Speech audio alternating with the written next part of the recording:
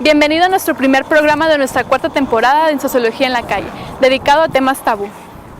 El tema del día de hoy será narcocorridos, teniendo como invitado al maestro investigador Tonatiuh Castro Silva.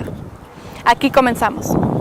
Con cuerno de chivo y bazooka en la nuca, volando cabezas al que se atraviesa. Somos sanguinarios, locos, bien ondeados, nos gusta matar. Para levantones somos los mejores, siempre en caravana, toda mi cebada, bien empecherados, blindados y listos para ejecutar.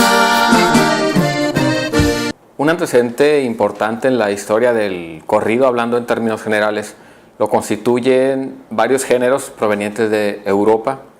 Por un lado, en cuanto al aspecto musical, en la época en que se va generando el corrido en México, asimismo la copla española se va desarrollando, teniendo como antecedente común el género del tonal, la música andaluza, que recogía en cuanto a su lírica los romances, las coplas que provienen incluso desde la época medieval.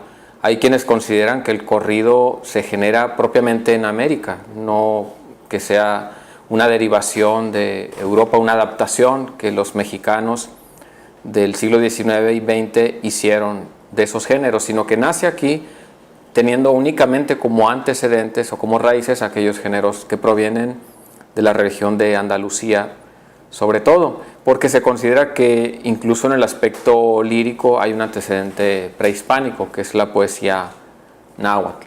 Sin embargo, el corrido como tal surge emparejado con esta época de transiciones de la Revolución Mexicana, el estado postrevolucionario, pero también, igualmente hablando ya del término de corrido, hay un antecedente en el siglo XIX, aun cuando no era tan popular y masivo como lo fue a mediados del siglo pasado.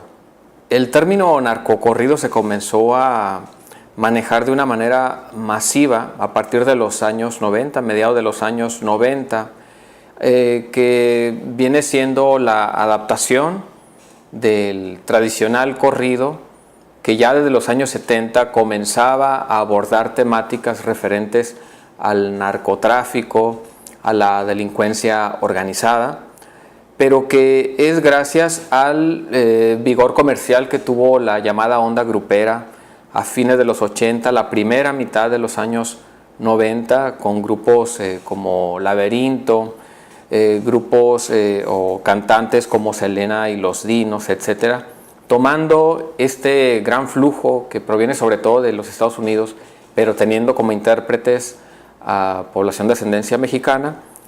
También el corrido que tiene esta vertiente que narra los hechos de los narcotraficantes, pero que además los ensalza, toma pues esta moda de la onda grupera, y es en ese tiempo cuando se comenzó a popularizar el término de narcocorrido, aunque ya existía pues en la diversidad comercial, lo cual por cierto pues hace que se le preste una mayor atención, porque aunque ya existían grupos como los Tigres del Norte que eventualmente habían tenido lo que ahora llamamos narcocorridos, no habían sido pues vistos con reservas, con cuidado.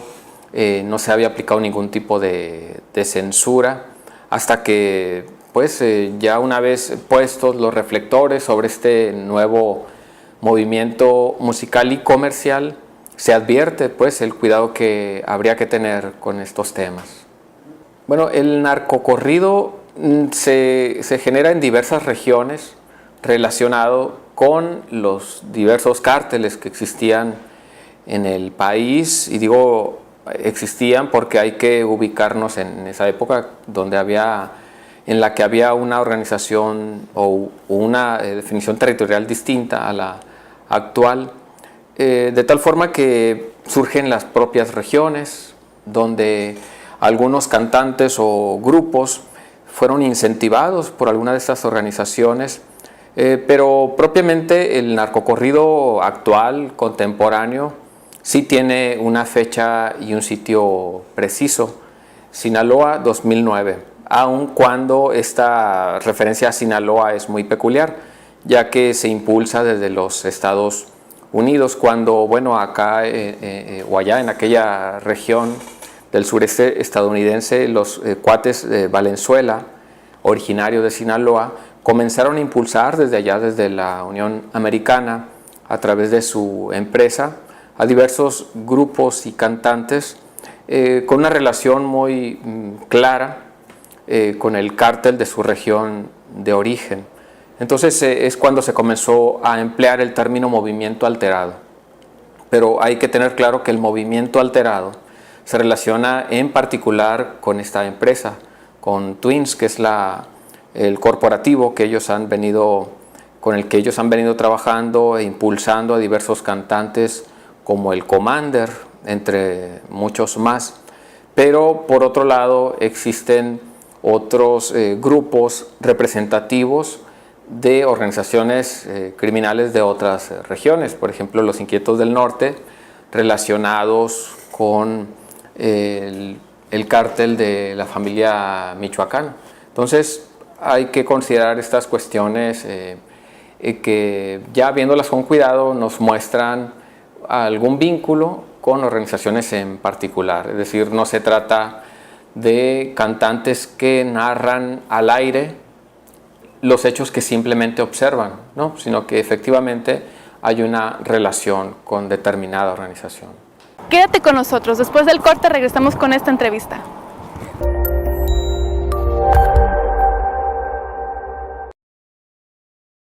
Hola, ¿qué tal amigos? Desde Hermosillo, Sonora, México, queremos mandar unos saludos muy especiales a nuestros amigos de Bolivia, Perú, Colombia, Puerto Rico, Costa Rica, El Salvador, Venezuela, España, Argentina y Chile. Les queremos agradecer muchísimo su apoyo a lo largo de Sociología en la Calle TV y Sociología en la Calle Radio. Les invitamos a que sigan con nosotros en este proyecto y muchas gracias. Mi nombre es Sheila Hernández Alcaraz y estamos en contacto.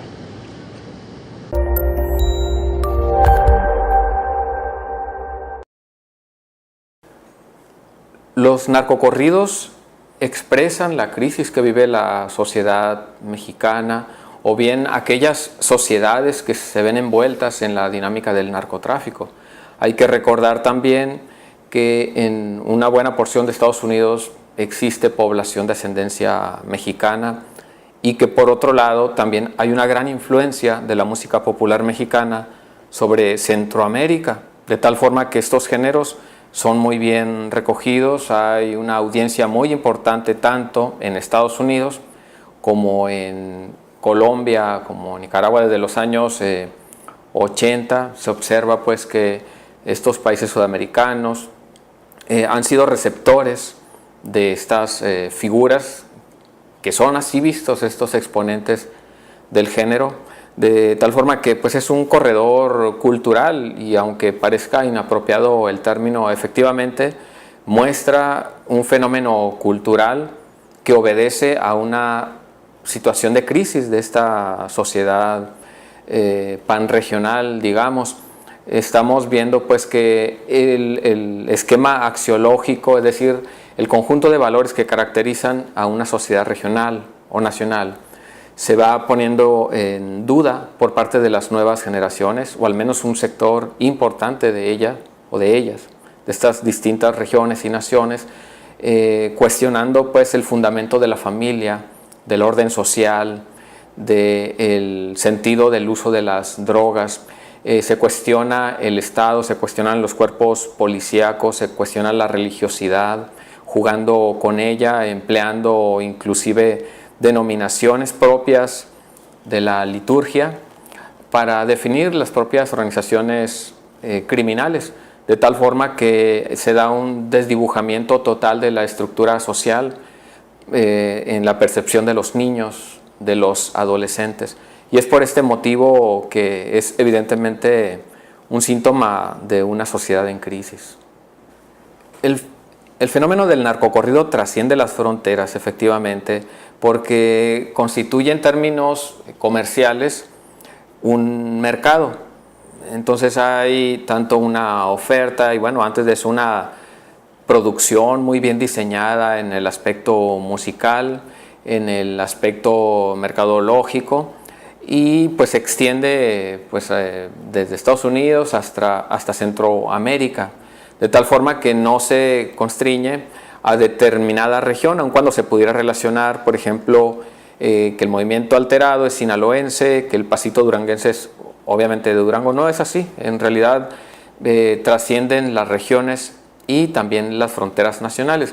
Pero hay que considerar también que según los historiadores del corrido, desde sus orígenes ya tenía un carácter, digamos, internacional, ya que se relaciona el surgimiento en la región de Coahuila, Texas, y haciendo alusión además a personajes relacionados con la guerra con los Estados Unidos, de tal forma que tanto intérpretes como el público se podía ubicar tanto en Arizona, en Texas, en Nuevo México, en Coahuila, en Durango, etc., sin importar pues que había una demarcación territorial internacional. Entonces podemos ver que desde sus orígenes el corrido tiene un carácter transnacional, podríamos considerarlo de esa forma, porque finalmente obedece a una dinámica cultural, no a una dinámica geopolítica. En tanto federación que somos, la República Mexicana, es válido que cada estado disponga la serie de herramientas que lleve a la autoridad a procurar el restablecimiento del orden social. Puede ser a través de las labores de un ayuntamiento, por disposición de todo el Estado, a través de sus congresos, distintas autoridades estatales, de tal forma que debe ser respetable esa libertad para ejercer la labor gubernamental. Sin embargo, también se puede cuestionar el hecho de que aquí aparece la categoría de la libertad de expresión, que es justamente la justificación a la que apelan los exponentes de los narcocorridos o del movimiento alterado. En primer término, ellos se presentan como simples cronistas de la realidad social y por otro lado se apela a su derecho a la libertad de expresión. Sin embargo, bueno, en el primer sentido, hablando en términos muy estrictos, podríamos evaluar también la calidad de esta música muy bien producida.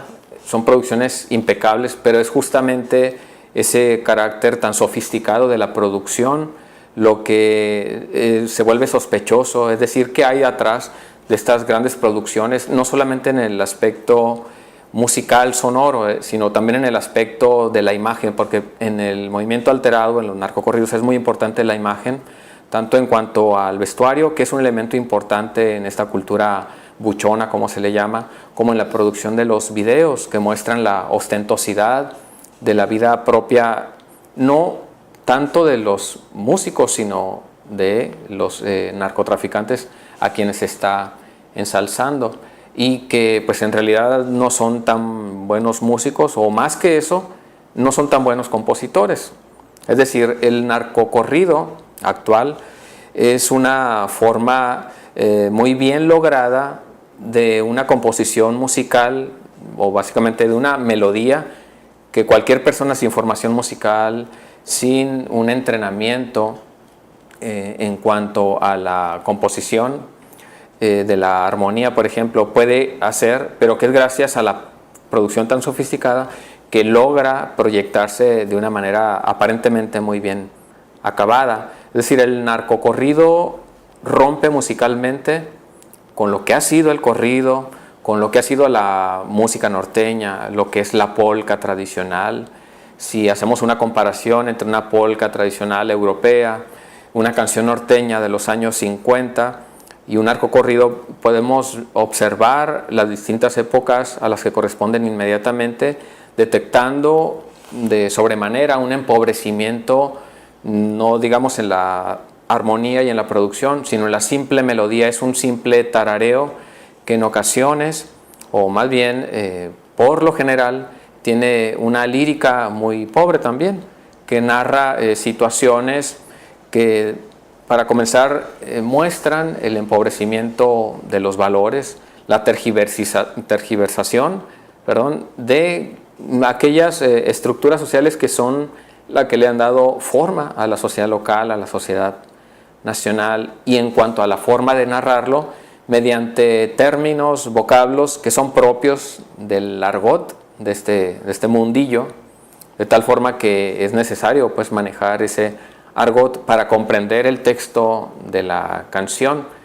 Sin embargo, pues se ha ido popularizando de tal forma que cualquier persona, aun cuando no guste de estos géneros, puede llegar a comprender de alguna forma el sentido, si no a cabalidad, sí el sentido de la canción, y puede comprender, pues, aun cuando no le suene tan bonita la música ni le suene tan bonito el texto, puede comprender que se está cuestionando el hecho de que es la policía, que es el soldado, que es la autoridad judicial a quien le compete mantener el orden. Es decir, no importa a quién le compete el orden, sino que el individualismo se impone, y esto incluso se presume. Yo soy quien tiene el arma, yo soy quien tiene el poder, al contrario, es decir, al enemigo lo vamos a sojuzgar, lo vamos a someter, lo vamos a aniquilar, y eso no es algo secreto, sino que se grita.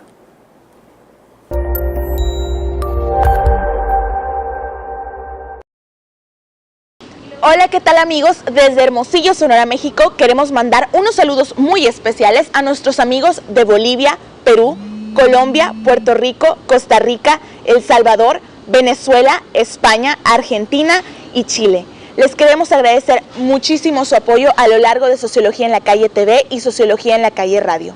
Les invitamos a que sigan con nosotros en este proyecto y muchas gracias.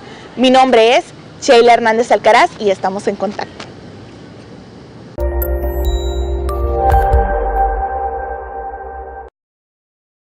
Desde la Ciudad de México viene Leslie Marínez a hablarnos sobre los tatuajes.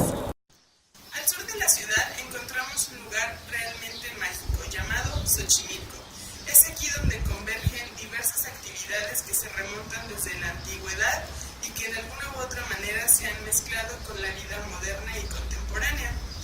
Una actividad que se ha rescatado es el cultivo de diversos productos a través del canal en las chinampas.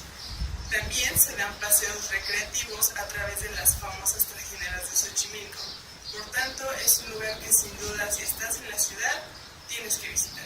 En la cápsula sociológica de hoy vamos a abordar el tema del tatuaje a partir de conceptos del psicoanálisis. Estudios antropológicos sugieren que la práctica del tatuaje era con una finalidad meramente medicinal, ya que al estar introduciendo estas sustancias en la piel, lo que se pretendía era curar a las personas, ya sea con estos fines medicinales o de herbolaria, o con toda esta religiosidad o el misticismo.